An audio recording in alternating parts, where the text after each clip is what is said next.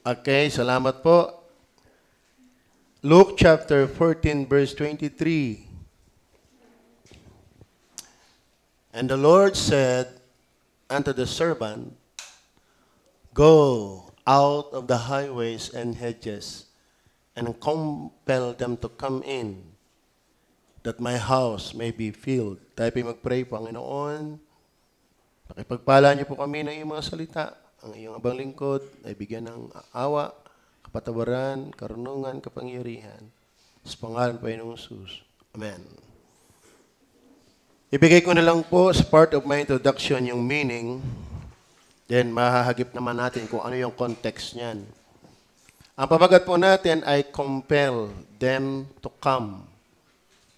So tayo po ay baptist. Amen? Wala tayong compel. Wala tayong compel. Tayo baptist.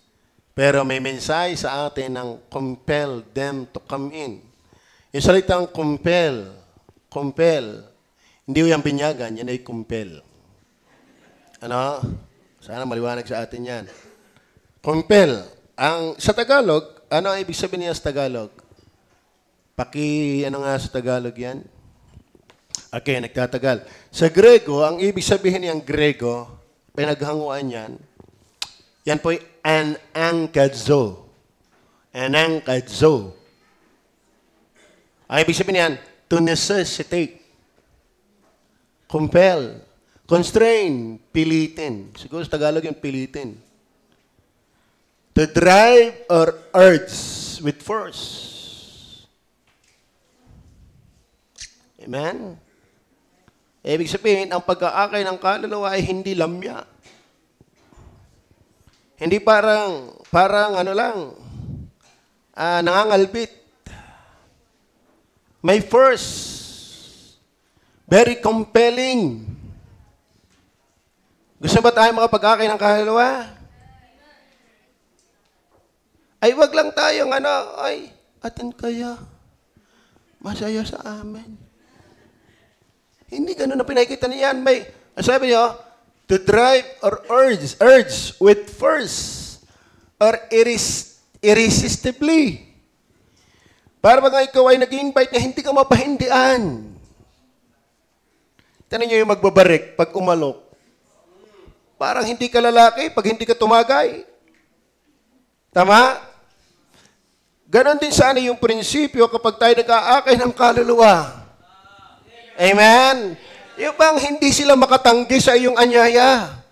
Purihin ang Panginoon, ang dami natin ngayon. Palakpakan natin ang Panginoon. Palakpakan natin yung mga nag-i-invite. At yung mga nakapag-invite. Mga kapatid, ating tatalakayin yung idea ng pag-aakay ng kaluluwa, yung pag-anyaya. Yung tayo nag-aanyayang hindi, kumbaga mamaya, makikita natin yan. Dinidefine lang natin. To drive or urge with force or irresistibly. Kayo ba'y nakaranas na hindi pahindian dahil ng iyong paanyaya? At yun ang ating sanang maintindihan at ating aaralin. To constrain, to oblige. Yung ang feeling sila'y obligado talagang, parang kahiyaan pag ako'y hindi makaka-attend. To necessitate either by physical or moral force. So, yan po ang ibig sabihin ng compel. Compel. Ano ho? Anankadzo. At ito yung salitang ginamit sa Matthew chapter 14 verse 22 mismo ng Panginoong Jesus. Tingnan niyo po. Ang Matthew chapter 14 verse 22. At pagdakay, pinapagmadali niya ang kanyang mga alagad na magsilulan sa daong at magsiuna sa kanya sa kabilang ibayo hanggang pinayayao niya ang mga karamihan. Pinapagmadali. Sa English yan. And straightway Jesus constrained. Pinilit ang mga alagad na pumunta sa daong. Same verse, same meaning na compel. pinilit na pumunta sa daong. At yun naman mga alagad ay hindi mapahindian ang Panginoon. Tama? Hindi sinabi ng Panginoon, "Oy, panigil, sisipahin ko kayo pag hindi kayo dumating din eh." Hindi. Ang salita ng Panginoon ay very compelling para ang mga alagad ay pumunta ng daong. Amen? So, let's compel them to come in. Tayo ay mag-anyaya na sila ay pumunta dito. Na merong compelling spirit. Are you with me? Yung bang pag-i-invite mo ay sila'y kumbaga sa porsyento ay baka napakalit ang porsyentong tumanggi. At talagang darating. Are you with me? Kayo ba nag-anyaya? Ano ba na anyayahan nakarating? Amen? Okay. Ito din yung ginamit doon sa Acts 16:15. Ito naman ay si Lydia na binuksan ng Diyos ang pangunawa nung nangangaral si Pablo. At sabi niya sa kina Pablo, "Wag muna kayong umalis. Kung talagang nasubukan ninyo ako'y tunay sa Panginoon, ay kayo lumagi muna din eh." At ang siya'y mabautismuhan na at ang kanyang mga kasangbahay ay namanhik siya sa amin. Namanhik, constrained, compelling, nakiusap. Ano nangyari? Na sinasabi, "Kung inyong inaakalang ako'y tapat sa Panginoon, magsipasok kayo sa aming bahay. At kayo magsitiro doon. At kami pinilit niya." Amen? Kumusta yung ating pag-i-invite? Di dumating humindi. Bahala sila. Kung ayaw nila, baka hindi pinili. Hindi ganon. Amen? Sabi ay namanhik siya sa amin. Sa pag-i-invite, "Pasuyo na po. Atin po kayo sa amin. Pogi ang pastor doon. Maganda ang aming simbahan. Masaya kami doon." Yung lang, convincing na pangungusap, pagsusumamo, ganyan ang nag-i-invite. Amen? Ano pa sabi, na sinasabi, "Kung inyong inaakalang ako'y tapat." O kita nga, para sinabi, "Ano ka sa tingin nyo? Ako ba'y napasama? Nung ako'y sumama dito. Kita naman ninyo. Ngayon, chismoso na lang ako. Chismoso na. Para bang, inilapan niya kasi, kayo na may sumama sa amin. Kung talagang nakita nyo naman ang nangyari sa aking buhay. Dating maninigarilyo, dating ganit-garne, pero niya mong ginawa ng Panginoon." Amen? Kayo ba'y nakaranas ng ganyan? O kaya kayo hiyang-hiya mag-anyaya? Naku, wag na kayo sumama. Ito, nung nangyari sa akin, kita mo, nakulong. Nakapatay ng asawa. Hindi naman ganun eh. Yung iba nga kasama-sama ng buhay ng ugali ng mga miyembro na nag-aanyaya. Di lalo ka na kung talagang binago ka ni Kristo. Tama ba? Ito na naman tayo. Ano sa amin talata? Acts, balik tayo sa Acts. Balik tayo. Ang ganda ng talata. Huwag niyo muna akong alisin. "At nang siya'y mabautismo na at ang kanyang mga kasangbahay ay namanhik siya sa amin." Na sinasabi, "Kung iyong inaakalang ako'y tapat sa Panginoon, ay magsipasok kayo sa bahay, sa aking bahay, at kayo magsitira doon. At kami pinilit niya." Yan bang ating pag-i-invite? Talagang may espiritong talagang may dating? Hindi lang talagang, ito, actually, ako iniwalang hindi ito persahan. Ano ka? Ikaw kayo sisimbaw, Hindi gayon yun. Hindi gayon yun. Amen? Ako iniwalang ito'y parang nag-aalok ng tanghalian. Hindi yung kain na. Kung kayo nakakain na. Hindi ganon. Ang nag-aalok ng tanghalian, yung gang itinulog mo na. Yung paano ka pa makakahindi, inilagay na sa yung bulsuran. Amen? Yung hindi na alok-alok, ito. Sige, pag hindi mo kinain, dinala ko pa sa iyo. Yan po yung ibig sabihin, compelling.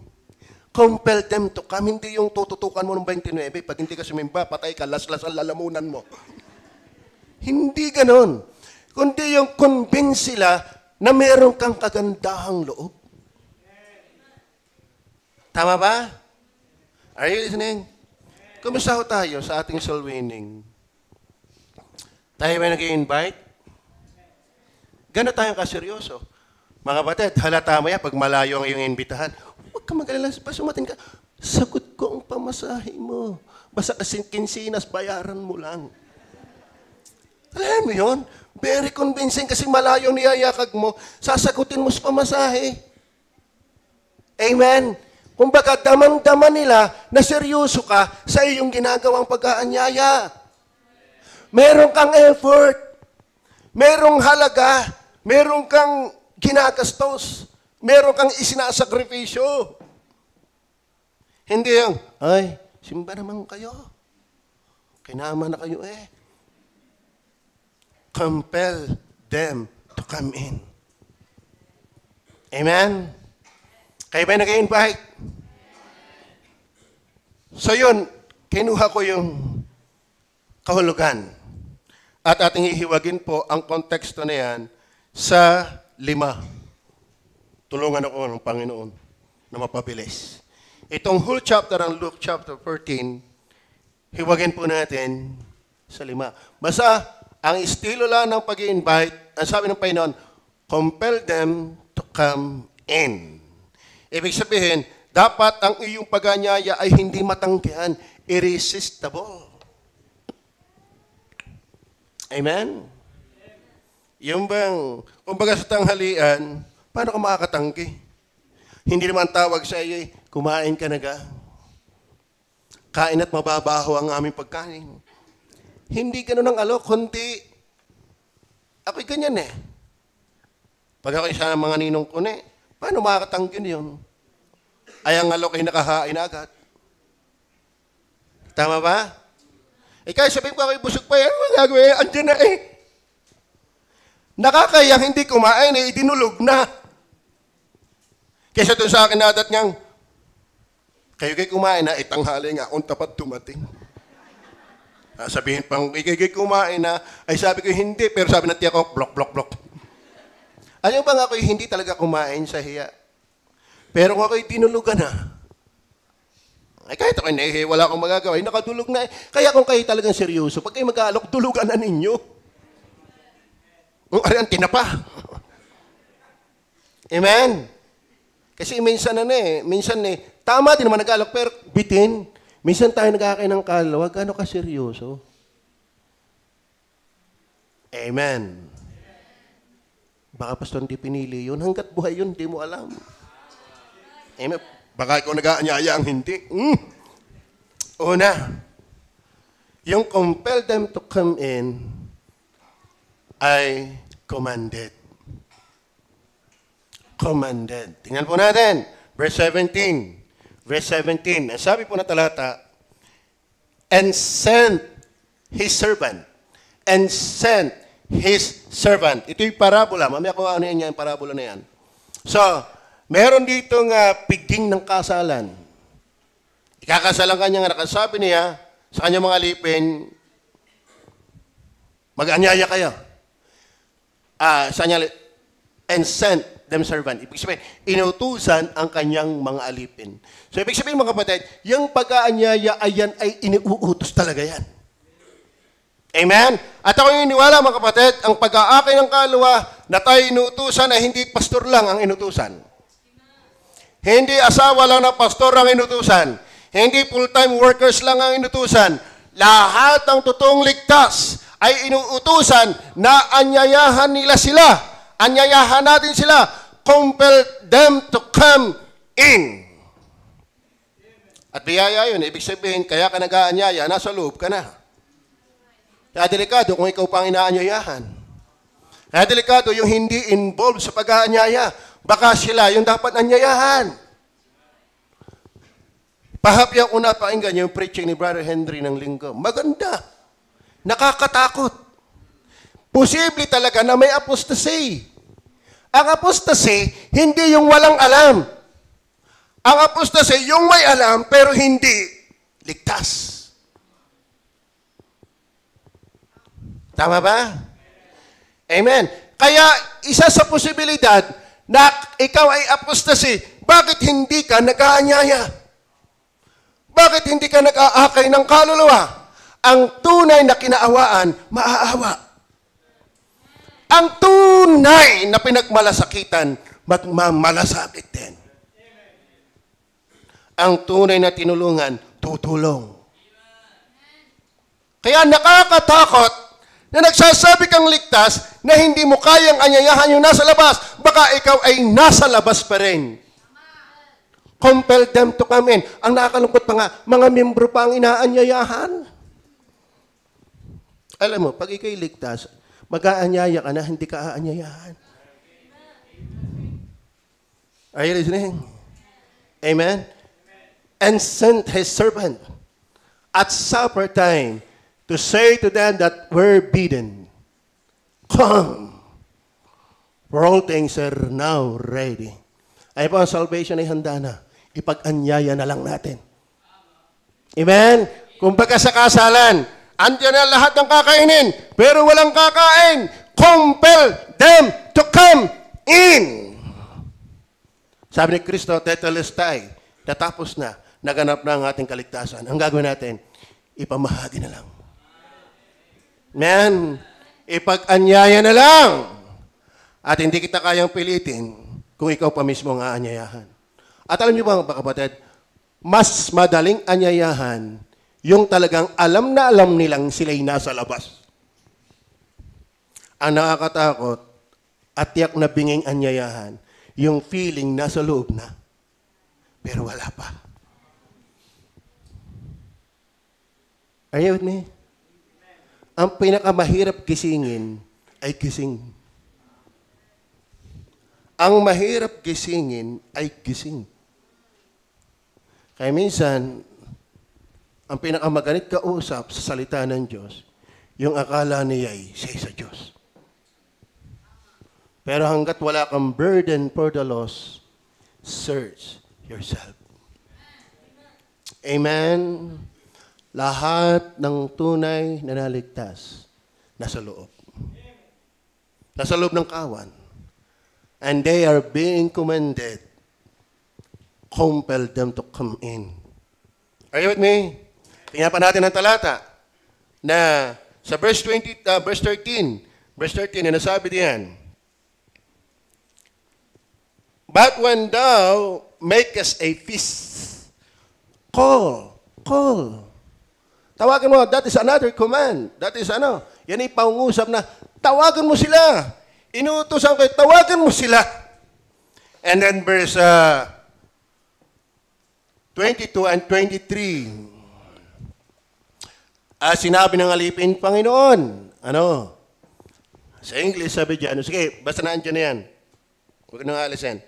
And the servant said, Lord, it is done, as thou hast commanded. Talagang commanded. Yung sabi ng Panginoong Sus, compel them to come in. Kumbaga, sila ay inyong anyayahan. Anong klaseng pag-aanyaya? Yung talagang ramdam na ramdam nila ang iyong kagandahang loob, ang iyong pag-ibig na meron ka talagang gustong ialok sa kanila ng pinakamaganda. Amen.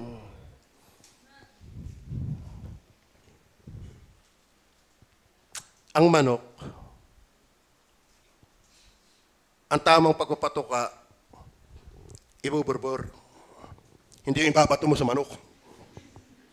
Amen? Kahit pagkain yun, tatakbo ang manok.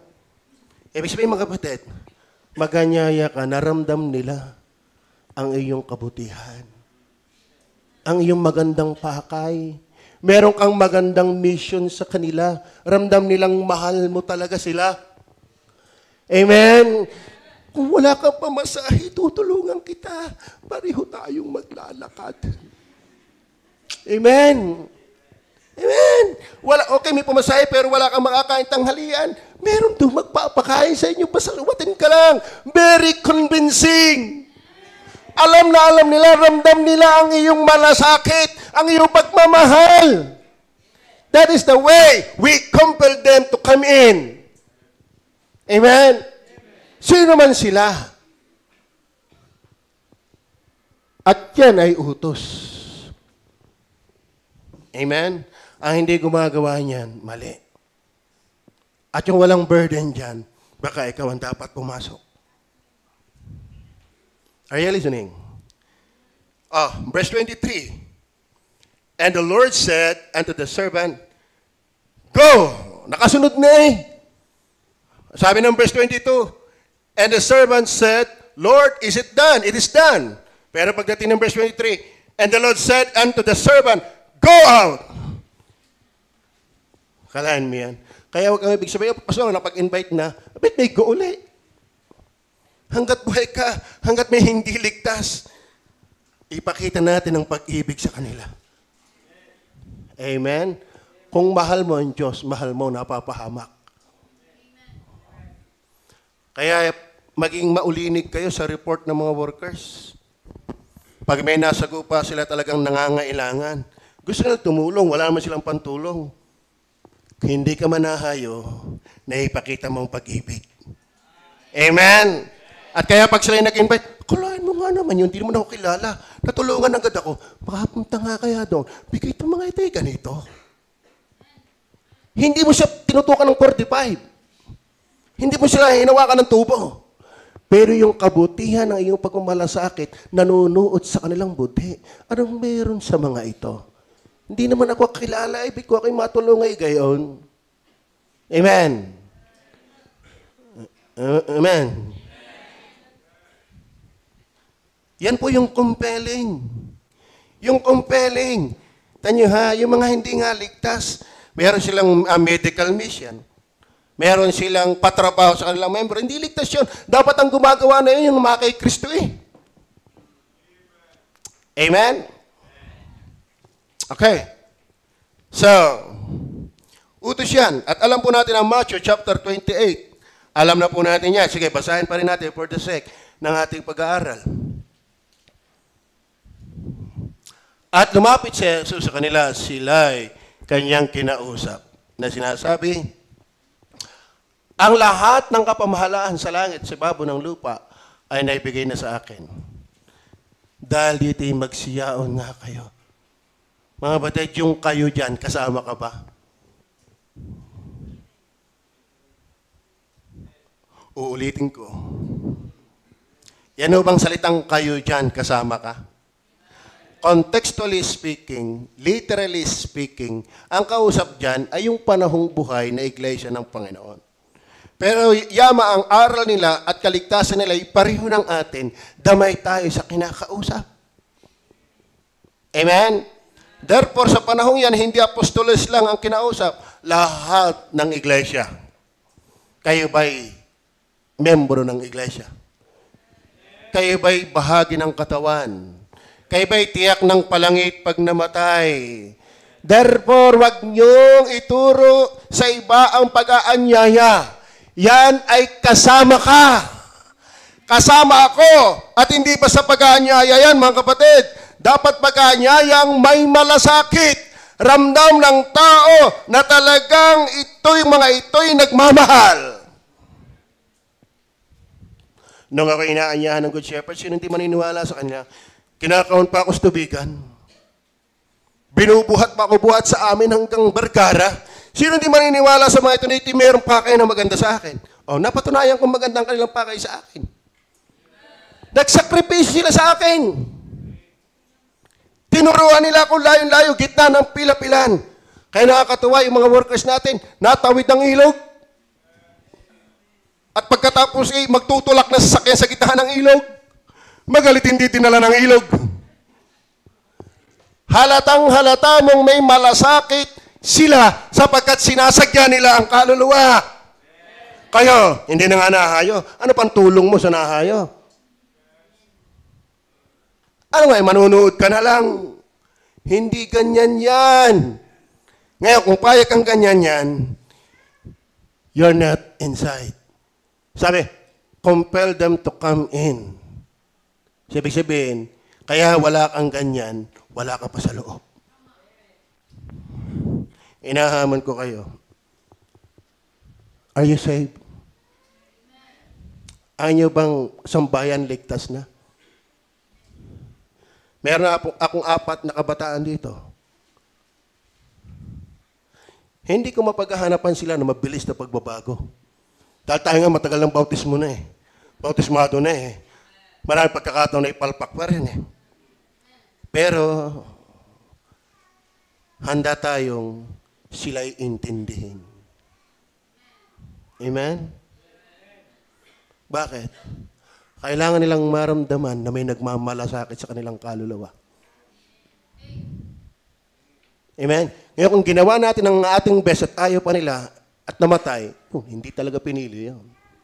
Pero malaki kang pagkukulang sa mga hindi naliligtas kung wala ka namang effort na ginawa.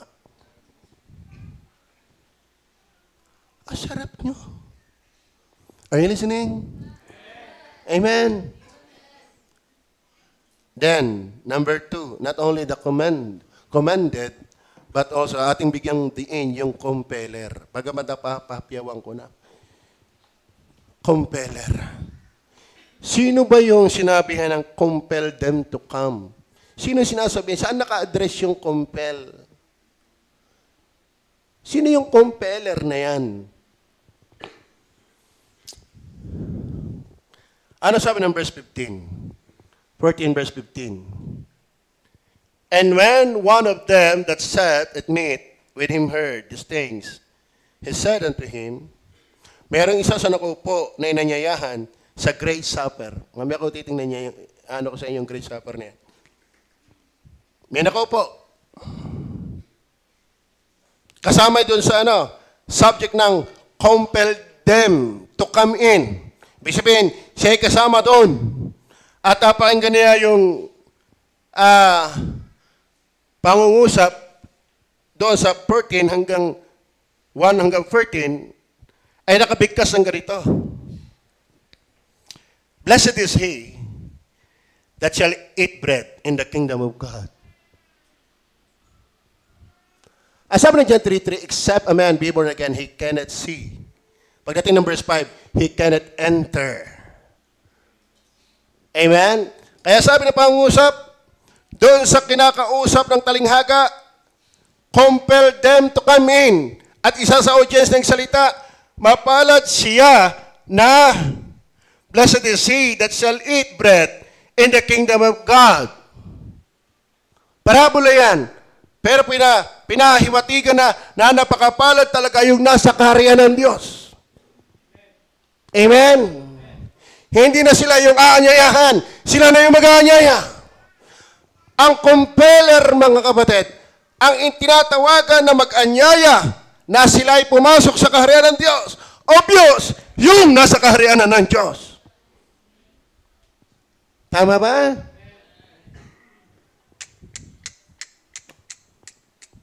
Mga kapatid, hindi mo kayang pumasok sa kaharian ng Diyos. Except a man be born again. Amen? Yung salitang except, ginamit niya sa Psalms 127, maliban na lang ang Panginoon na magtayo ng bahay. Walang kabuluhan, kay gumising ng maaga. Ibig sabihin, kahit anong sipag mo, kung wala ang Diyos, wala kang mangyayari. Kahit anong tiyaga mo, kahit anong pagsisumikap mo, kung wala sa iyong Diyos, walang mangyayari. Hindi mo kayang pumasok sa kaharian ng langit, except. Kaya mga kapatid, kung ikita talagang palangit, ay magmukhang palangit. Amen. Amen. Nakakalungkot eh. Maraming taong parang wala sa kaharian ng Diyos. Ang music sa kanilang bahay, walang iniiba sa kanilang kapitbahay. Ang lifestyle nila, wala ring iniiba sa kanilang pinanggalingan. Paano may pag-aanyaya ng may puso si Kristo sa mga nasa labas kung ikaw ay wala naman pusong ganon? Are you listening? Kaya sabi dito, blessed is he that shall eat bread in the kingdom of God. Ayaw ba ang huling last supper natin ay sa kaharian ni Kristo? Merong kasalan na magaganap, marriage of the Lamb, and then bababa yung tinatawag na marriage supper. Kaya mapalad yung naando na. Pag rapture ay kasama talaga ni Kristo. At ikakasal kay Kristo. At bababa at magkahapunang kasama ni Kristo. Ang kinakausap ay yun. Ang compeller ay yung mga taong nasa loob na ng kaharian ng Diyos. Kayo ba'y nasa loob na ng kaharian ng Diyos? Amen. Ang Batangas ay noon, ang UB, Western, siguro dito din, may kanya-kanya yang uniform. May kanya-kanyang ID. Pumunta ka ng UB at ang dala mong ID ay pangdagatan. Hindi ka tatanggapin doon. Amen. Kahit nga sa kahit nga sa mga subdivision, hindi ka basta papasok. Ibibigay ang license mo, ikaw ba talaga ay license? Ikaw ba, sino ba pupuntahan mo doon? May permiso bago ka pumasok. Mga kapatid, hindi basta gusto mong pumunta ng langit. Tatanungin ni Kristo, ikaw ba talaga ay mamamayan na ng langit? Ikaw ba talaga ay anak ng Diyos? Bet naninigarilyo ka pa hanggang ngayon? Bet ang pangkalpang ka mo pa sa gawain ng Diyos? Bet ang damot-damot mo kay Jesus ay siyang nagligtas sa iyo? Hindi ka pwedeng pumasok sa subdivision dahil hindi ka naman kilala. Kaya mga kapatid, napakapalad mo kung ikaw na yung nag-aanyaya. The compeller. Amen? Verse 24. Tingnan niyo po 24. For I say unto you, that none of those men which were bidden shall taste of my supper. Sa Tagalog, tingnan niyo po sa Tagalog. Sapagkat sinasabi ko sa inyo, na alinman sa mga taong inanyayahan, yung hindi nakadating, ay hindi makakatikim ng aking hapunan. Oo, siyempre naman, naghanda si Rolly. Ay paano pa naghanda, ayan, pati kapitbahay, patay. Naghanda. Naganyaya. Ay sorry ka kung hindi ka dumating. Amen? Lahat ng privileges meron doon sa handaan, hindi mo may enjoy. Amen. Sinong kinakausap? Sinong magko-compel? For I say to you, that none of those men which were bidden shall taste of my supper. Yun lang talagang nasa loob. Yun lang talagang nasa loob. Kumbaga sa ID, ikaw nga din eh. Amen? Are you sure of heaven? Ay ako'y pastor ay bautismado na ng God is Able Baptist Church. Hindi yan ang tanong ko. Madaling mabautismuhan. Amen? Opo. Hindi garantiya ang bautismo ng iyong kaligtasan. Ang bautismo ay ebidensya ng iyong kaligtasan. Amen? Kaya ka nga babautismuhan dahil ikaw iligtas na. At kami naman, sino nakakalam? Hindi alam naman kayo husgahan. Ay sabi mo iligtas ka na eh. O di, babautismuhan. Meron pa nga diyang iba-ibang tagpo eh. Ay pastor, kailangan siyang bautismuhan eh. Ililigtas ko naman.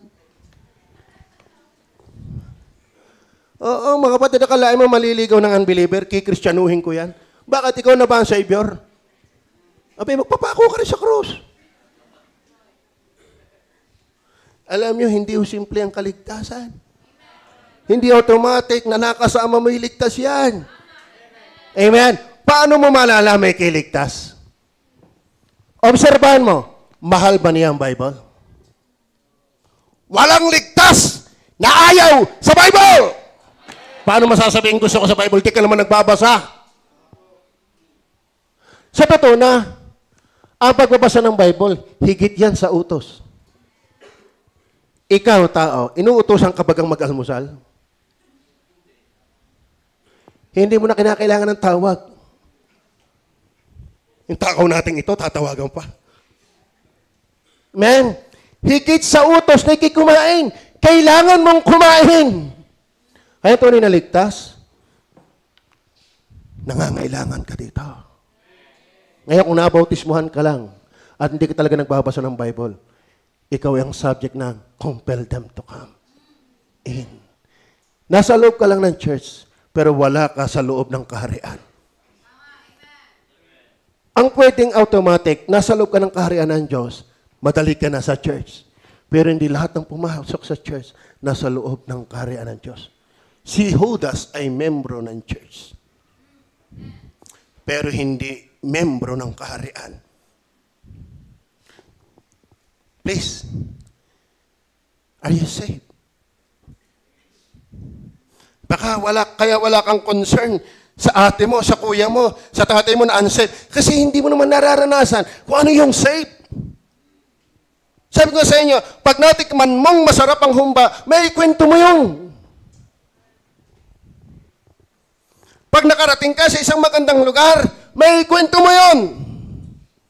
Pero ba't hindi mo may kwento si Jesus? Baka wala pa sa'yo. Are you listening? Kailan kayo huling nag-anyaya? Para ang iba'y maligtas din. Are you listening? O hanggang ngayon, membro ka ng matagal, inaanyayaan ka pa.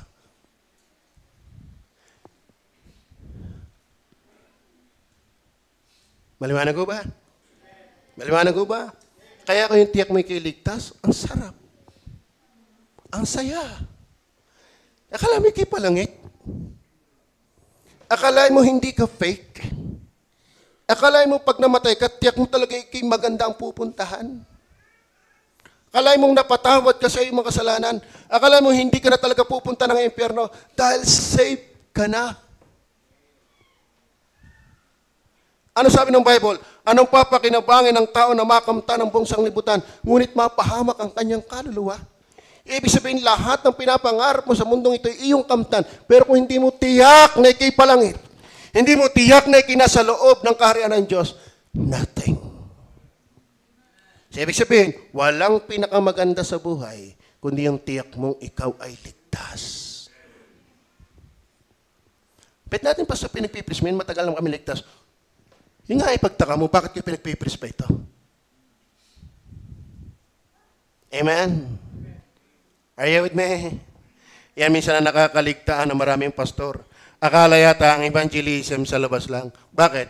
Nakasisiguro ba tayo lahat ng member ng God is Able Baptist Church ay ligtas nga? Kayo ba'y ligtas nga? Kayo ba'y ligtas nga? Oh. Nagbabasa ba kayo? Mahal nyo ba ito?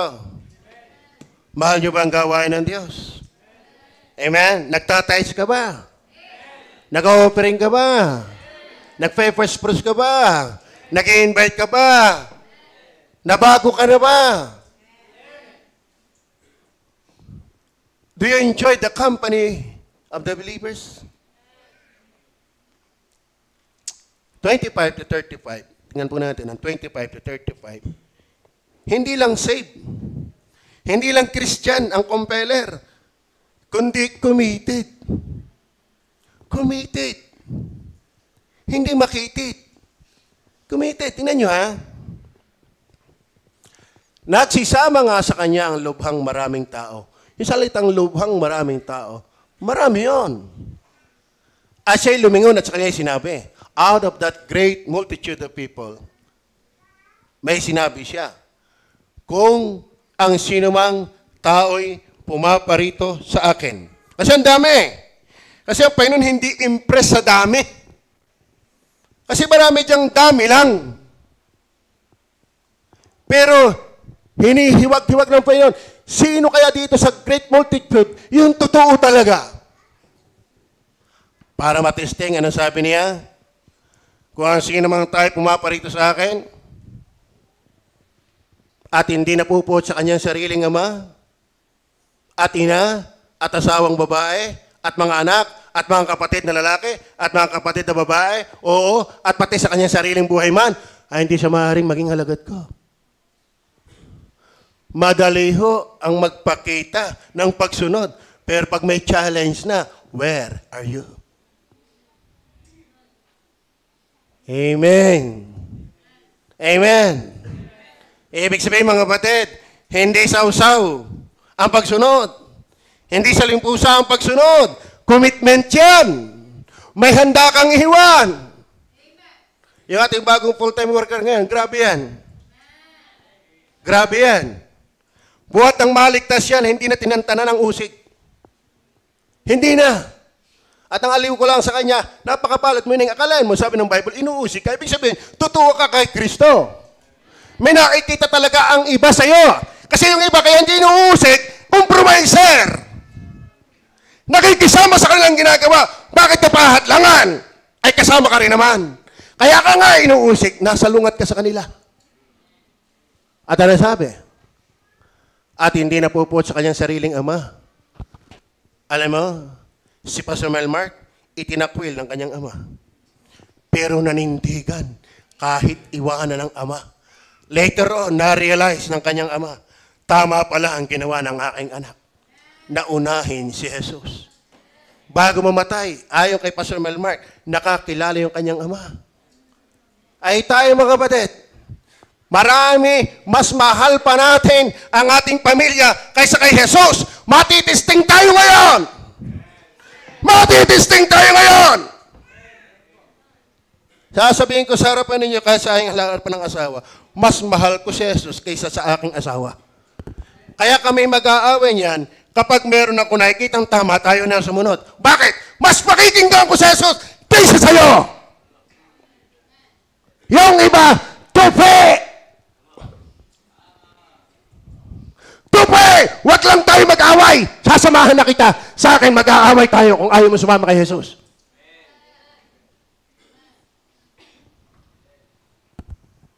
Are you with me? Amen. Amen. Minsan nga yung asawa pa. Minsan alaga mo lang, hindi maiwan. Yan pa kang asawa mo. Pride mo lang, hindi mo maiwan. Yan pa kang bagay na yan. Hindi bunganga ang pagsunod kay Jesus. Yan ay commitment. Amen. Kaya nga sa batang ito sinumahan ni Romel. Sabi ko, Romel, sana buo pa ang ulo mo pagdating dito. Kasi hindi magagaan yung wordings na sinasabi sa bata. Ang akin lang naman sabi niya, nakikinig.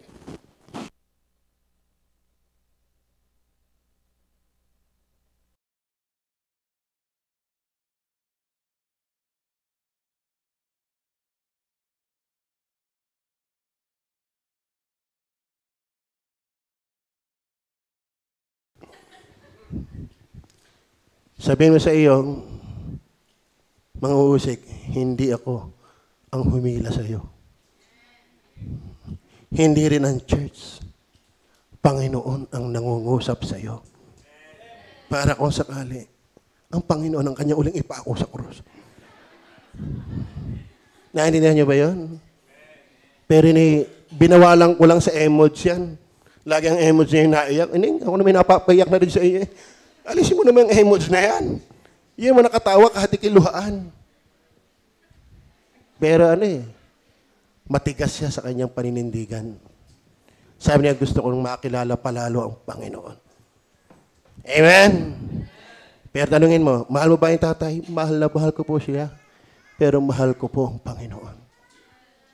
At ako iniwalain may magandang dulo yung iyong decision na yan. Pero may mga Kristiyanong, kaya compromiser, karne. Hindi ko payag ang parents ko. Sabi ng mensahe ni Ando, mula sa salita ng Diyos, igalang mo ang iyong mga magulang.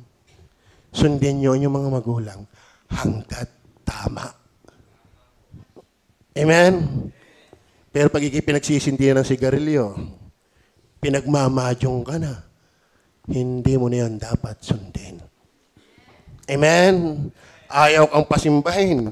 Ayaw kang matuto sa Bible. masundin mo ang Panginoon. Kaya mga kapatid, sino yung compeller? Not only Christian, but committed Christian. Amen? Tignan niyo po ang ating mga workers. Di ba kayo natutuwa sa kanila? Amen? Very fulfilling ang kanilang buhay sa aking buhay. Bumili tayo ng panibagong speaker. Bakit? Nakukulangan sila eh. May market preaching tayo. May street preaching tayo. Ay maraming men yan. Bumili ng 2 speaker. Nangangaral. May outreaches tayo. Tinignan ko yung giving nila. Yung kanilang giving. Hindi ko pa alam kung ilalagay ko sa ating GC. Meron tayong top 50 giver sa amount. Sa amount. Pero sa percent, hindi ko alam. Mga kapatid, iba ang percent kaysa amount. Pwedeng maliit ang percent mo, ang amount mo, pero malaki ang percent. At hindi lahat ng amount tapat. Tama? Kasi mga kapatid, ang aking support ay 30,000. Pero automatic, 40% wala na doon. At hindi lang yun. May mga ibang giving pa, natatanggal pa yun. 40%. So automatic, pagdating ng kinsinas, 15,000, ang nadating lang sa akin ay 9. 9. At nakita ko doon, nasa 100 plus na ang aking giving, January hanggang June. At ako iniwala, kung ako may nasa number 3 and amount, ako iniwalang maging sa percent. Amen? Pwede ka kasing leading sa amount, pero yung percent, yun ang may timbang sa Diyos, yung percent. Amen? Halimbawa, ang aking support ay 30. Ang 10% niyan ay 3,000. Paano kung ang sweldo may 200,000? Pero 20,000 ang giving mo, magnanakaw ka! Are you listening?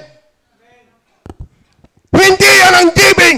Tithes is not yet giving.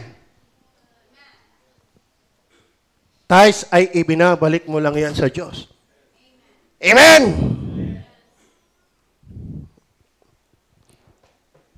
Kung ikay natitisot, hindi ko yan inaasahan kung anak ka ng Diyos. Dahil ang kausap sa giving ay believer. Kung hindi ka believer, sarhan mo na lang ang tainga mo. Pero sabihin ko sa iyo, may mga unbeliever na giver. Sila ay nagsigawa ng mga dakilang gawa. Amen. Praise the Lord. Ang luag, isang araw sana, mayroon another type property. Bakit? Naawa ako sa inyo mga sasakyan. Paano kung tayo pagbawalan? Saan nilalagay yan? Sa totoo na, kung may nag-iisip niyan, tayong lahat. Bakit? Kayo ang may sasakyan. Magaling yung Iglesia ni Cristo. Walang kaunan. Amen? Tayo kinakaon eh. Committed. Are you with me? Amen. Mahal niyo ba si Kristo?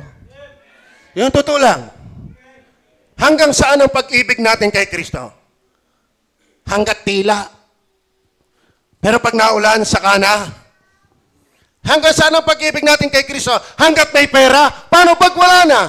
Hanggang saan ang pag-ibig natin kay Kristo? Pag tayo ay walang sakit. Paano pag may sakit ka na? Hanggang saan ang pag-ibig ba kay Kristo? Pagkasundo mo, misis mo? Paano kung kayo nag-away? Ay, minsan nakakalungkot dyan. Di mo pa ng misis, girlfriend mo pa lang, boyfriend mo pa lang. Pag hindi na sumimbang isa, hindi na rin nasimba. Ang babaw mo. Alam mo, iba ang Diyos mo. Kung ako sa iyo, kung ako ano yan, kabiyak yan, bibigyan ko ng leksyon yan. Ikaw pala yung minasimbala dahil ko eh. Ang tunay na nagmamahal kay Jesus, kasama o hindi, sisimba yan.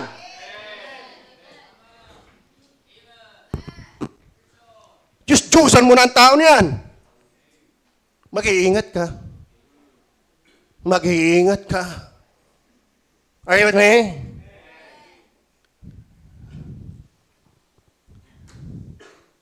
Kaya lang masigla, dahil mapagpala, walang salimuot. Paano kung si Job nangyari sa atin ang buhay, ni Hope. Amen? Paano kung bigla-bigla'y nawala ang iyong ari-arian? O paano bigla-bigla namatay ang iyong mga anak? O paano bigla-bigla nagkasakit ka ng sugat na hanggang paa hanggang ulo at minumura ka ng meses mo?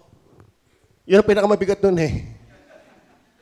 No, hindi masyadong naramdaman ni Hope yung nawala ang kanyang 10 anak. Hindi masyadong naramdaman yung nawala ang kanyang mga hayupan. Hindi niya mataim yung bunganga ng kanyang misis.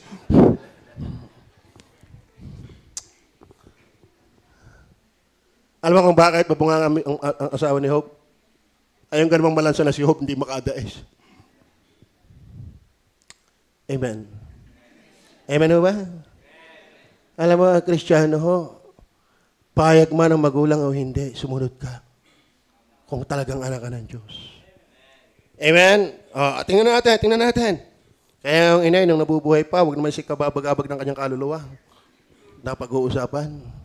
Ang sabi niya, Utoy, parang mas mahal mo pa ang Diyos kaysa sa akin. Alam mo, nasalita niya sa akin ng harapan. Sabi ko, inay, mahal ko kayo. Pero mas mahal ko ang Panginoon. Kapag ang inyong ginagawa ay mali, talagang sasawayin ko kayo. Amen? Tuloy nga natin ang talata. Are you with me? Mahal ba na ninyo, Panginoon?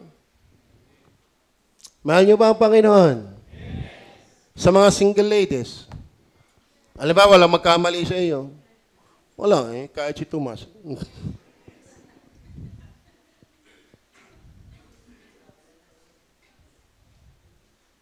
Sa inyo mga lalaking soltero, lakas ng loob, dapat may asawa na.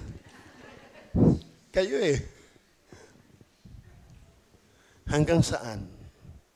Hanggang saan si Jesus ay Panginoon? Are we really committed? Sana ang ating pagiging Kristiyano hindi sa loob lang ng simbahan. Paano kung kayo nasa school na, mga estudyante? Amen? Paano kung wala kayo wala, lumantak na, dumating yung magpapataya ng wedding? Pagkakataon mo na, baka ang numero may tatama ngayon. Sa bagay, hindi naman kita ni Pastor. Hanggang saan? Tingnan mo natin talata. Andiyan pa kaya? Amen. Kung sino man tayo pumaparito saan at di napupuot sa kanyang sariling ama, hindi ibig sabihin niya magalit ka sa iyong ama. Ang ibig sabihin ng Panginoon, mas priority mo ang Diyos. At ina, kaya kayong mga ina, huwag kayong magagalit sa inyong mga anak kung mas sinusunod niya si Kristo kayo sa inyo. Lalo naman, kung ikaw pa ang kontra sa pagsunod. Amen? Tama naman maghanap tayo mga magulang sa ating mga anak. Tama lang yun, pinalaki natin yun Pero matuwa ka naman ang yung mga anak nasunod na sa Diyos. Tama ba? At ina, at asawang babae, yan na nga. Tamo, hindi asawang lalaki. Ang talino talaga ng Panginoon. Ano? At asawang babae. Kaya dapat mas mahal natin ang ating Panginoon kaysa ating asawang babae. At kayo mga gentlemen, lalo't hindi nyo pa naman asawa yan. Amen? Ay ito nga, asawa na Amen? Lalo naman, naliligaw ka pa lang, backslider ka na agad. Ay paano? Yung sabihan ka namang, kapatid lang kita Nagkakwentuhan kami isang araw ni Madam Ayan na. At mga anak, alam niyo, mahal ko ang anak ko. Mahal ko ang anak ko. Talagang kami minsan nagbaabo pag mag-asawa dahil pag nahingi sa kanya, hindi makahingi. Pag sa akin, ang dali. Aywan, sa isip ko, kaibigan ko, napakabait ko nga sa anak ko. Parang pag may hiningi, ito kasi hindi naman masama. Ayan parang hindi ko kayang paindi at lalo't kaya ko namang ibigay. Pero may payo. Mahal ko ang anak ko. Ako niwalang mahal ni Abraham sa Isaac. Amen? Pero sabi niyo kay Abraham, dalhin mo ngayong anak na si Isaac at ihandog mo sa bundok ng Moreh. Ibig sabihin, patayin mo si Isaac. Anong ginawa ni Abraham? Maaga pa'y gumising na. At pumunta doon sa pinag-uutos ng Diyos. Nagtanong nga si Isaac habang nasa daan, Ama, ay natito ang kahoy. Nasaan ang tupa? Ang sabi ni Abraham, ang Diyos ang maghahanda. Hindi niya alam na siya yung papatayin.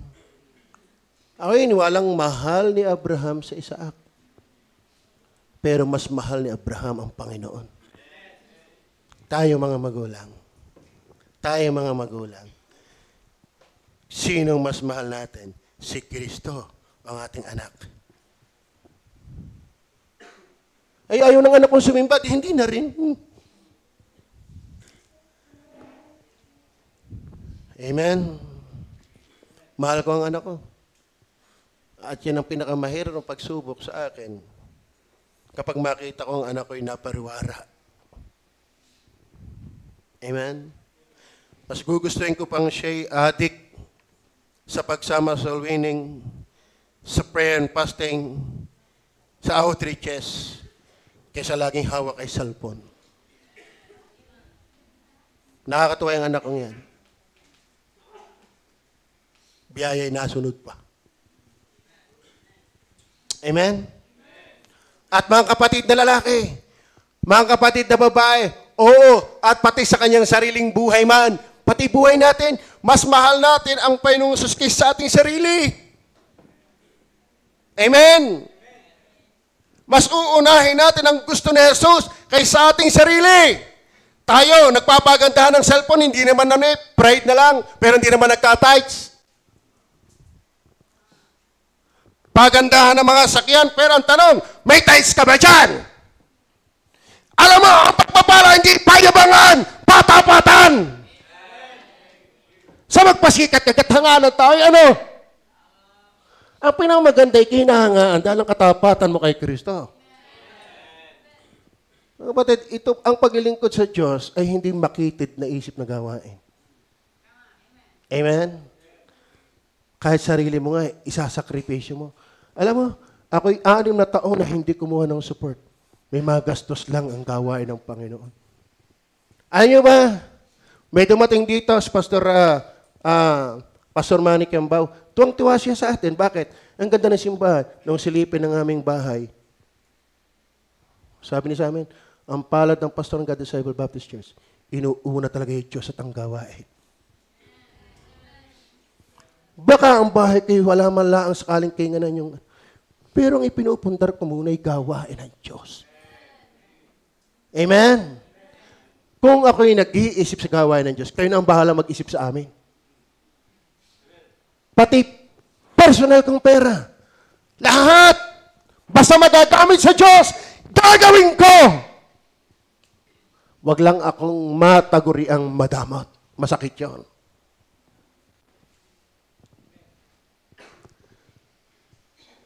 Are you listening?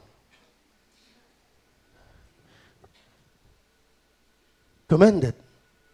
Anong klase, sino yung kinumpel? Compeller, committed. Nasa tayo talata? Inahamon ko ang inyong paglilingkod sa Diyos. Hanggang saan? Hanggang saan? Hanggang ikay spiritual, lahat tayo magkakamali. Lahat tayo nagkakamali pa. Paano pag nagkamali ka, natutuloy ka ba? Maraming tao pag nagkamali, hindi natuloy. No, mas kailangan mong bumangon. At umandar ulit. Amen? Tingnan po natin, verse 27. Diyan pa ba kayo? Sino mga hindi nagdadala ng kanyang sariling cross? Mga kapatid, ang buhay ay hindi walang problema. Yung iba natigil dahil may problema. Akala mo naman pag tumigil, walang problema. May problema din. Tumuloy ka, may problema. Tumigil ka, may problema. At tumuloy na lang, may problema din pala eh. Sabi na yung check, pag di kakain, patay. Pag kain ka, buhay. Hindi buhay. Amen? Whether you like it or not, may problema ang buhay. Bakit? Wala pa tayo sa langit. At sumusunod saan? Ay, hindi maaari maging alagad ko. Tama yung salita. Hindi maaari. Ibig sabihin, hindi yan basta claim. Christian and committed. Verse 28. Are you listening? Hindi sausaw ang paglilingkod. Kaya mga kapatid, kung ikaw Christian, hindi ka pang anniversary lang. Amen? Wag sana naman dadami uli ang choir dahil mag-anniversary. Ano yan? Ano yan? Palabas? Hindi ganun. Amen? Saka willing mag-giving dahil may handaan. Parang pag walang handaan, sa kaya naman tithes niya na ibinibigay, may handaan o wala. Tama ba? Sapagkat alin sa inyo ang kung ibig magtayo, ito ha, sapagkat alin sa inyo kung ang ibig magtayo ng isang buog, ay hindi mo na uupot tatantyahin. Tama? Nakakakita ko lagi ng mga bahay dyan, papunta bayan, ang laki-laki pero hindi tapos. Tama? May bubong naman pero puro hollow blocks. Parang baptist. Lagi may ultaw na kawayan. At saka yung bakal na kinakalawang na. Anong ibig sabihin diyan? Hindi mo na tatantyahin at tatanyahin ang halagang tungkol sa mayroong may pagpapatapos. Verse 29. Baka kung may lagay na niya ang patibayan at hindi matapos, ang lahat ng mga makakita ay magsisimulang silipakin. Ano kapatid? Hindi may iwasan naman lilibak kung ay yung paglilingkod ay sausaw. Tama ba? Oh, si Lorelli. Talagang ako'y paglalabang ko yan. Masasakit ang sinasabi sa akin. Eh ngayon, wala palang pagkain sa church. Karne ka nag-worker. Lagi pang nasasapon ni pastor. Ay, kung alam ko lang ka na, uuwi na ako sa amin. Pag umuwi ka, Lorelli, yan ang nga baga sinasabi ko sa iyo eh. The full temple. Kaya hindi naman kayo Kristiyano kayo. Yeah, gabaptis-baptis na kayo. Ugali nyo makatuliko rin. Ba't pa kayo sumama dyan? Hindi na pala kayo mababago. Amen. Amen. Are you with me? Kaya mga kapatid, kapag ikaw'y naligtas, ikinasal ka na kay Kristo. Bawal mangalunya. Bawal lumingon sa iba. Bawal umibig pa sa iba. Wala ka nang mamahalin, kundi si Jesus. At yung aking asawa ay bunga ng aking pag-ibig kay Jesus. At kung di ko naman siya mamahalin, nagkakasala na rin ako kay Jesus. Pero uunahin ko si Jesus. Amen? Kaya ikaw, Eric, managinip ka na lang. May meron yan. Palaki na nga ng baboy eh. Bakit? Yun ang kanyang papakasalan. Abay, mayroon nagpakasal sa cellphone. Mayroon nagpakasal sa sa rice cooker. Talagang, yun ang talagang desperado na wala eh. Puro kaibigan, ikaw na lang. Nasabihin, magsimula sa taong ito na magtayo at hindi na kayang tapusin. Verse 31. O aling hari, na kung sasalubong sa pagkitigma sa ibang hari, ay hindi mo na uupo at sa sangguni kung makaharap niya ay 10,000 sa dumarating na laban sa kanya na may 20,000 lang. At ano yan? Ano yung unas? 2,000 lang, 10,000. Bago nga naman, 10,000 ay kalaban, 2,000 kami. Eh ano yun? Eh kundi hiwag-hiwagin ko rin ang dumami. Tinatansya. Ibig sabihin, hindi biro na ikaw ay naging Kristiyano. Mapalat. Ang alam ikay palangit. Pero mga kapatid, may challenge yan. Amen. Talagang kapag ikaw ay naging Kristiyano na, meron ka ng paninindigan. Tama ba? Ibig sabihin lang, ang idea lang niyan, huwag kang uurong. Huwag kang uurong. Ang humawak ng araw at palingon-lingon sa likuran ay hindi karapat-dapat sa aking kaharian. So, isa pa rin dinitin dyan, hindi sausaw patis ang pagiging Kristiyano. Are you with me? Nung ako'y pumasok ng school, ako ay 6 na taon pero tinanggap na sa grade 1. Pero ang aking pinsan, hindi tanggapin, 7 taon na. Ang sabi sa kanya, ikaw ay saling pusa muna. Saling pusa? Kung yung malay naging saling aso, di ba iba? Saling pusa. Ano ibig sabihin saling pusa? Di hindi tunay na estudyante. Kaya mga kapatid, kung talagang tunay na Kristiyano ka, hindi. May commitment. Amen? Yun ang ating bang ban, tatapusin natin. Yun ang ating ban, tatapusin natin. Lahat ba dito nag-commit? Yung wala pang commitment, abay mag-commit kayo. Amen? Tayo ba'y natutuwa sa simbahan natin? Yan ay bunga ng mga nagtatapat magbigay. Amen? Kayo ba'y natutuwang may aircon? Ang may aircon ka man, di ka man nagtatights. Amen? Tayo magtapat. Amen o ba? Number 3. Kinuha natin yung commanded, compeller. Ano yung constraining factor? Ano yung constraining factor? Verse 8. Verse 8. When thou art bidden of any man to a wedding, mga kapatid, ito'y parabola ng kasalan. Sabi niyan, sit not down in the highest room. Well, hindi na yung pupunahin. Ang akin lang pupunahin, ito ay wedding. Wedding. Meron ako ikakasal next year, 2. Nakapagpulungan na yung isa isigawan pa lang. Nagkataon, siguro, kung ito'y mapera, walang limit ang pag-aanyaya. Tama. Pero siguro may certain amount lang yung invited. Siguro mga 1,000 to 1,500. Ngayon, ano yung compelling factor? Bakit kayo mag-aanyaya? Ito'y parabola na isang araw si Kristo at ang iglesia ikakasal. Amen?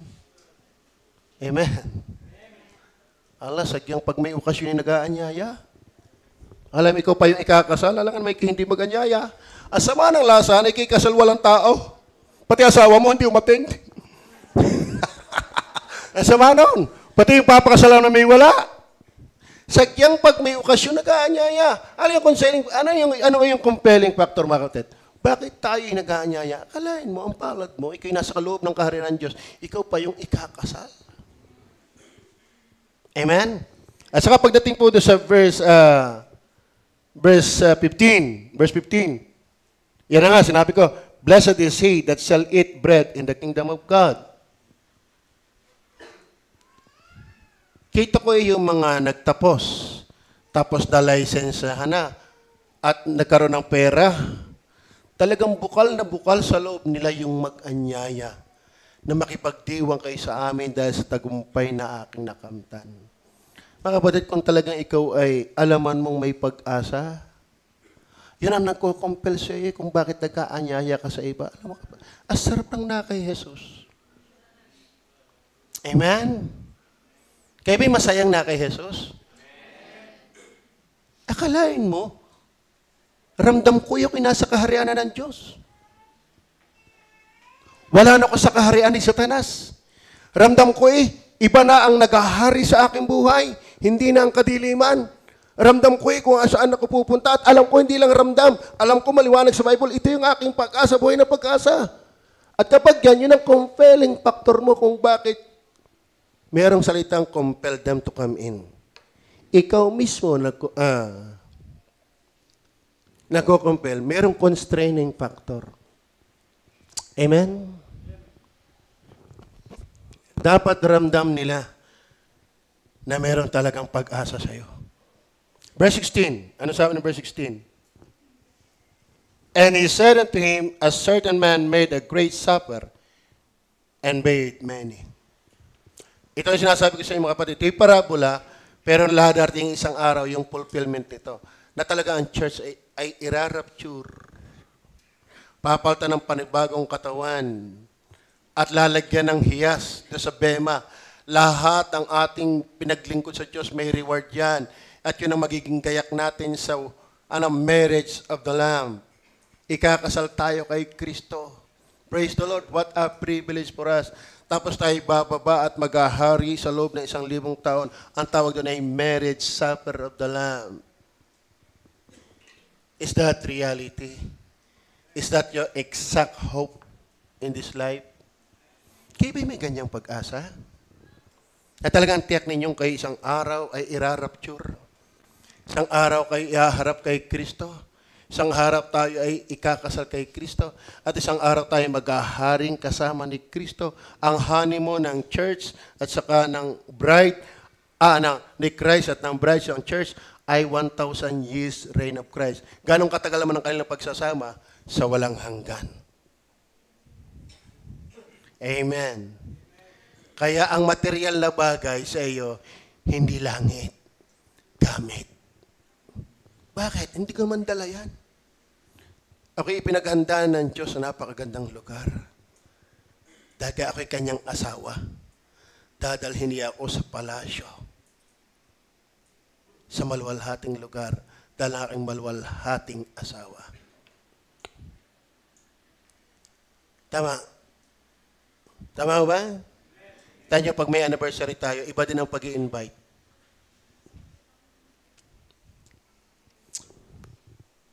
So, ang itinitin lang natin mga kapatid, yung compelling factor dyan, masaya ka na ikay may pag-asa. Nakikita yan sa iyong paninindigan. Tama ba? Ang iba, kakaawa na wala na yung unang pag-ibig sa Diyos. Ipaglaban po natin ang ating unang pag-ibig sa Diyos. Higit sa lahat, Diyos ang gumagawa sa atin kung bakit tayo ay may compelling factor. Uy, pabos ang oras ko. Ang sabi po ng Psalms 110 verse 3, sa araw ng kapangyarihan ng Diyos, ang tao ay magiging willing. Ang bayan may naghahandog na kusa sa karawan ng iyong kapangyarihan. Mga kapatid, hindi na yan pilitan kapag talaga ang Diyos ang iyong constraining factor. Amen? Ang sabi, ang bayan mo'y naghahandog na kusa. Kailan? Sa kaarawan ng iyong kapangyarihan. Kapag talaga ang Diyos sa atin ay gumawa at patuloy na gumagawa, mga kapatid, yan ang dahilan kung bakit ikay nag-aanyaya na may malasakit. Ang sabi ng Pilipos chapter 2 verse 12 and 13, tingnan niyo po. Andiyo pa ba kayo? Kaya nga mga minamahal ko kung paano inyong lagi pagsunod na hindi lamang sa harapan ko kundi pagkus pa ngayong ako'y wala ay lubusin ninyo ang gawain ng inyong sariling pagkaligtas na may takot at panginginig sapagkat Diyos ang gumagawa sa inyo. Maging sa pagnanasa at sa paggawa.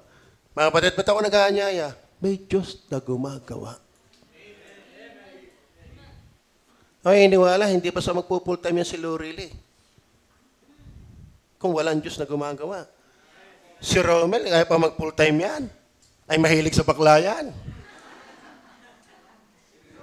Lahat na naandito nag-full time, kung walang Diyos na gumagawa sa kanila, kaya pa. Kaya pa. Ay, alam nga naman kami lang ang gumawa, lahat ng ligtas, gumagawa ang Diyos.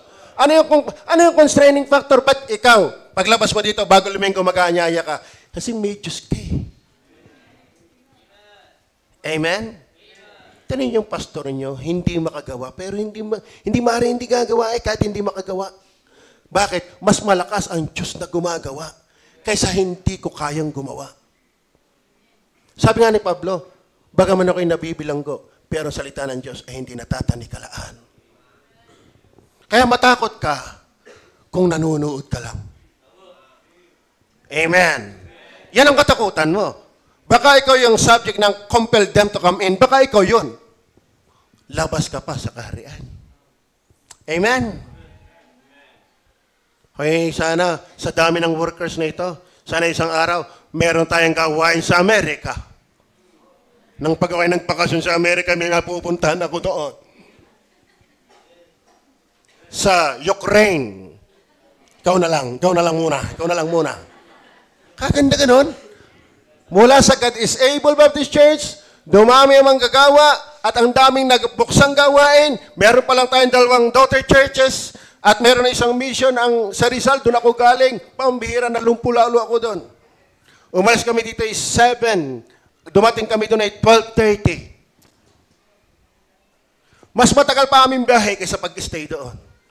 Ganon kasipag ni Pastor Melmark. Ang sabi nila, parang kapitbahay na lang daw nila yan, tabangaw at saka dahil sa init sa Panginoon. Ang pagod, ang hirap. Hindi madaling mag-akay ng kalwa, pero nagsasakripisyo. Yun. Bakit? May paggawa ang Diyos. Lorele, salamat. Medyo maayos pa ang giving. Pero pag hindi, tayo maglulugaw. Tingnan niyo po yung mga naunang mga workers natin. Tingnan niyo po yung picture nila. Puro mukhang bayawak. Pero ba't sila'y masaya? Dahil Diyos ang gumagawa. Totoo ba kayo kay Andrew? Oo, totoo dyan. Yan pa nga nag-encourage, Pastor, bili pa tayo ng panibagong ano. Hindi mo na ako makatanggi. Bakit? Soul winning yan eh. Palakpakan din natin yung mga nasama ng outreaches. Amen. Yung mga nagbibigay ng pamerienda, palakpakan din natin. At yung iba naman eh, ipag-pray ko na lang. Maganda yan. Kung talagang walang-wala ka, pag-pray mo na lang. Hindi lang yon. Napakalaking bagay yung prayer. Pero kung kaya mo namang mag-abot kahit 20 pesos dahil di ka nakakahayo, ba, hindi mo gawin. Are you with me? Amen.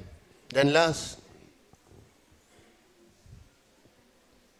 Ay, hindi pa. Sige, second to the last. Compliant. Verse 12 and 13. Ayun mga kapatid, yan lang ang maganda. At least ipadamong mahal mo ang kaluluwa. Pero sabihin ko sa iyo, hindi lahat ng inanyayahan may tutugon. Sinabi rin naman niya sa nag-anyaya sa kanya, pagka naghahanda ka ng isang tanghalian, ng isang hapunan, ay huwag mong tawagin ang iyong mga kaibigan, huwag kang mamili. Ang Diyos lang ang may karapatan yan. Ni ang iyong mga kapatid, ni ang iyong mga kamag-anak, ni ang mayayamang kapitbahay. Baka ikaw naman ang kanilang muling anyayahan at gantihan ka. Ano ko? Ako'y naanyayahan mag-preach sa Cavite. Parang hindi ko siya kayang anyayahan. Bakit? Ay, ang laki ng love gift eh. Bukod pa yung mga materyales. Ang laki. Kaya pala mahirap din yung bigyan ka ng malaki. Kaya nakakahiyang magbigay ng maliit. Tama ba? Datapwat kung maghahanda ka, ay anyayahan mo ang mga dukha, ang mga pingkaw, ang mga pilay. Bible niya nakakatisot. Ang mga bulag. Tingnan pa natin yung talata. 16 hanggang 21. 16 hanggang 21. Malapit na po ako.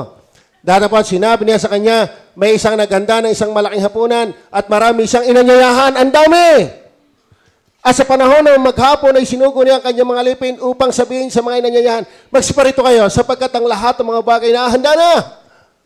At silang lahat na parang iisa ay nangagpasimulang nangagdahilan. Yan na nga po, kita nyo ha. Saan niya sinabi ng una, ay bumili ako ng isang bukid at kailangan kong umalis at tingnan at pinamamanahin ko sa iyo na pagpaumanahinan mo ako. Sa ating mga ina-invite, ang dami mga excuses. At sinabi ng iba, bumili ako ng 5 magkatuwang na bakang lalaki at naparoon ako upang sila'y subukin at pinamamanahin ko sa iyo na papag-umanihan mo ako. At sinabi ng iba, bago akong kasal, wala bang boyfriend? At kaya nga hindi ako makaparuroon. Ngayon, at tumating ang alipin at sinaysay ang mga bagay na ito sa kanyang Panginoon na magagay sa galit ng puno ng sangbayan ay sinabi sa kanyang alipin, pumaroon kang madali sa mga lansangan at sa mga dang makikipot na bayan at dalhin mo rito ang mga dukha at ang mga pingkaw. Wala na yata yung akin. At ang mga bulag. Ano nasa likod ng camera? Naku, hindi rin nakalibre. Ano? At ang mga... Ano ibig sabihin mga kapatid? Sa pag-akin ng kaluluwa, ang compliant dyan, yun talagang ang tingin sa kanilang sarili, walang magagawa. At least, ipinadama natin sa kanilang ating malasakit. Amen! Hindi tayo namili ng ating aanyayahan. Ipinadama natin dahil hindi naman natin alam kung sino yung magko-comply. Pero pinakita na rin ng Biblia kung sino talaga yung mananampalataya, yung walang ipagmamalaki sa kanilang sarili.